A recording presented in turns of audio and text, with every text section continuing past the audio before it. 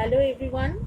Today I am going to start a new chapter, that is chapter number 4 of your moral science book, page number 15. The name of the chapter is Martin Luther King. You may have learned the name in your history book, or you have to learn this name in your history book. This name is accustomed with the revolutions due to the segregation, due to the revolutions of the black and white people, which was happened in United States. He fought a lot for the rights of the black people, and we remember him as a very good personality. So we are going to read this chapter about Martin Luther King. So let's reading.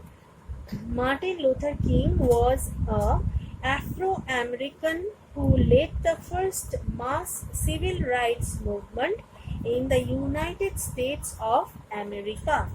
So, as I have told you, civil rights movement, the rights, civil rights, which the black people didn't have at the first time. They were treated very badly there.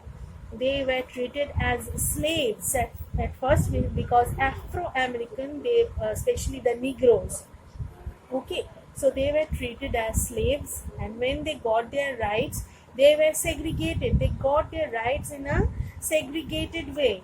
They were treated so cruelly that they were allowed to afford a bus, but the seats were limited for them, and it was separated for them, and they have to go to a worst class of school, and where the white people didn't go, and they have to use very bad kinds of furniture, second hand books, so the quality of teachers were not so good, and in this way they were segregated on that country, which was very much cruel.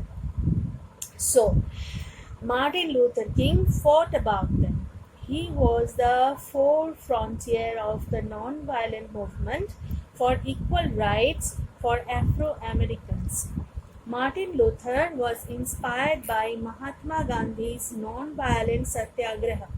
Which satyagraha? That means satya ke liye agraha. That means to fight for the truth, which led to India's independence, and felt that this was the way he could lead to the liberation of the black people of America. So he fought in a non-violent way by doing some sabha, samiti and kind of thing, and they march past in the roads and processions like this. So like satyagrahas, they did a lot for that. He became known all over the world in 1964 when he was awarded the Nobel Peace Prize. So Martin Luther King was awarded the Nobel Peace Prize in the year 1964. Martin Luther was born in 1929. Look, here are some incidents, here are some historical facts. You have to read these facts quite clearly, that you will be able to write the answers of short kind of questions. Martin Luther was born in 1929 in Atlanta, Georgia. His father and grandfather were the Baptist preacher who gave the baptisms to the Christians. Martin Luther became a pastor when he was 18 years old, after studying at Boston. So here are his academical career and what he had done. After studying at Boston, he took up his first ministry at Montgomery, Alabama. Although slavery, so here we can also notice some historical events. So you have to note down all these things according to the dates and the years. Although slavery had been abolished by Abraham Lincoln in 1862, what I have told you, that they got the rights but in a segregated way. He got the rights with the help of Abraham Lincoln. He was also a great personality. and he abolished all the slavery in 1862. Some white people were still discriminating against the blacks. So this discriminating was the segregation which I have told you about earlier. The living conditions of the black people of America were quite deplorable. The condition was very treacherous. Generally poor, they were denied even the basic human rights. Look, the basic human rights, the basic needs, which they didn't get even. In 1956, Martin Luther led a campaign calling for the end of the segregation of black and white people on public transport, which I have told you that in bus they were not allowed to sit all together with the white people.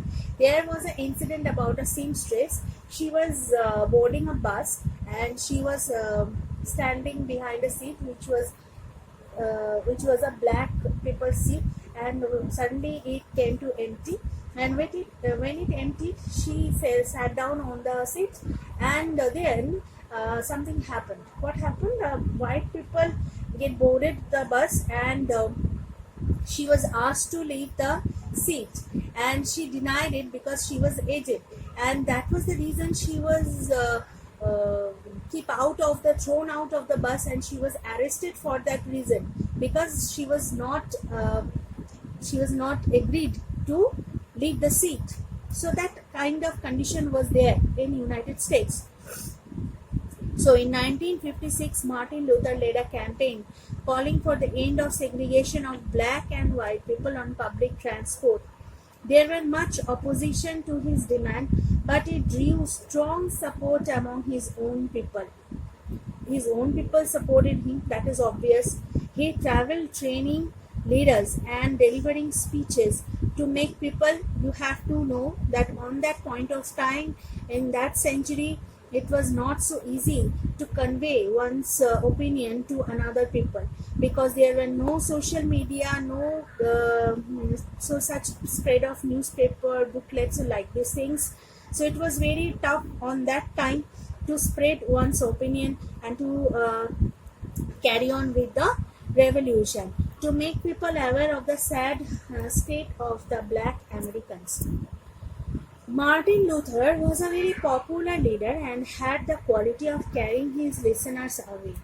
So by his power of speeches, he can carry the listeners away. He could easily turn a protest into a crusade, as he spoke of never resorting to violence. He was non-violent, as I have told you, as the book told us that he was a follower of Mahatma Gandhi. He always succeeded, because Mahatma Gandhi once had been to South Africa, and he was fought for the rights of the black people over there. You may know the fact. He always succeeded in converting local conflicts into moral issues of nationwide concern. The following song was chosen as the anthem of civil rights movement. So let's read the song. So this song is very much famous nowadays, and it was the national anthem of this movement, civil rights movement. And it is quite evident. This song is quite evident nowadays, because we, all of us, all the people of the whole world, the present day, we are fighting against the pandemic, that is coronavirus, and in this situation, this kind of song may increase our enthusiasm to carry on our work, to carry on whatever we are doing. So you must learn this song very carefully and minutely. You know the song. And in our school, when some national programs we arrange, and our madam always uttered this song, and she chanted these lines before us, and she gives us very much enthusiasm and inspiration. So what is the song? The song is "We Shall Overcome." We know all about this song. So the song is "We Shall Overcome one day, someday." And here is the song. You have to read it. So I want to just read the lines for you. We shall overcome, we shall overcome, we shall overcome someday. Oh, deep in my heart, I do believe we shall overcome someday. We are not afraid. We are not afraid. We are not afraid today, because if we get afraid, we will be half defeated. Oh, deep in my heart, I do believe we shall overcome someday. We are not alone, because all of us, we are united now. So there is no segregation in the world nowadays, because the pandemic had not seen whether the people is black or white, whether his caste is, what is his caste, or what he belong to a rich or poor family. So it is attacking all the people. So we are not alone. We are not alone. We are not alone today. Oh, deep in my heart, I do believe we shall overcome someday. We will walk hand in hand. We will walk hand in hand. So we have to walk hand in hand, not by touching, but we are virtually walking hand in hand nowadays. We will walk hand in hand today. Oh, deep in my heart, I do believe we shall overcome someday. The truth will make us free. The truth will make us free. The truth will make us free someday. Oh, deep in my heart, I do believe we shall overcome someday.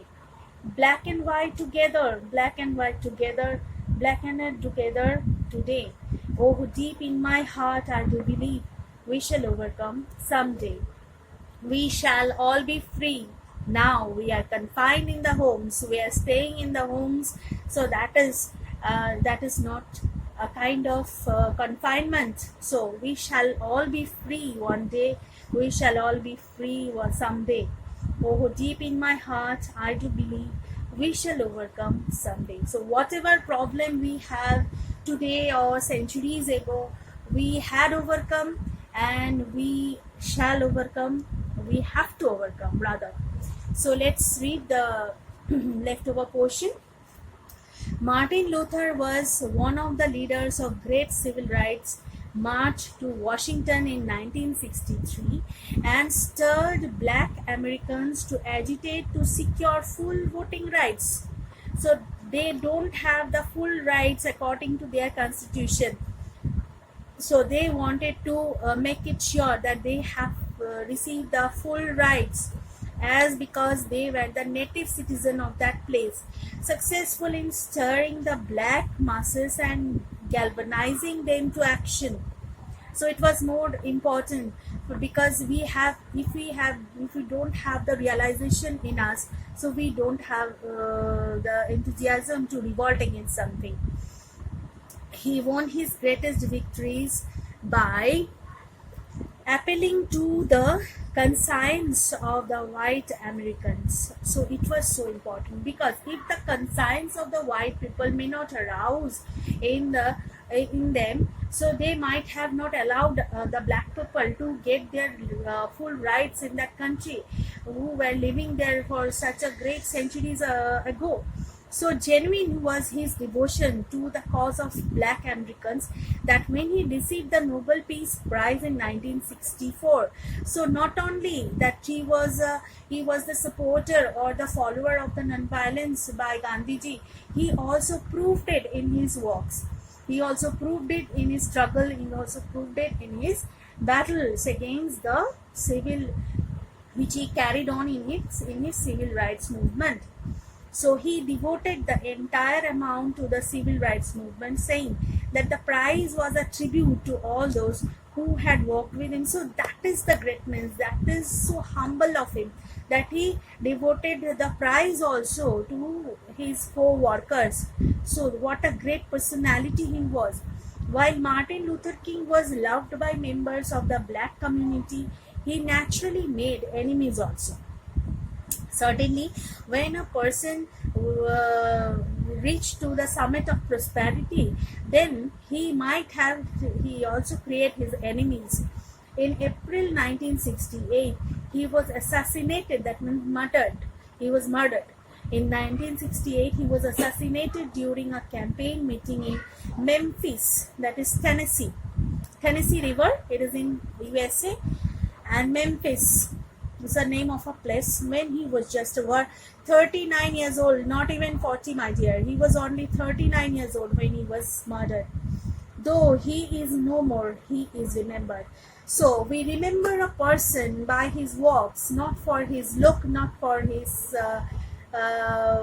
whatever he had wealth or like this. So we always remember a person by his works, by what he had done to for the world and what he had done with the humanity. So he is remembered with love and affection by the Black Americans, not only the Black American students, uh, the people all over the world remember him. They respect him, not only remember him, they respect him as much as we respect Mahatma Gandhi in India because of non-violence and because of their protest, because of the way of their protest. Okay, so they have proved themselves. So the moral of this chapter is, do not load yourself with hate. Hatred is the enemy that lives within us. So do not hate someone. It is a behavior burden that you think. It is a heavier burden than you think. So we don't think over that, but it is certain that there are some enemies in us, and those enemies that born in us and that go with us, so they make the complete destruction of a character of a human being. So if you want to be a good human being, you have to win over this kind of enemies that lives in you, that lives within you. So don't hate anyone. You have to spread love and affection everywhere you live and you go. Okay, so thank you, and that's all for today.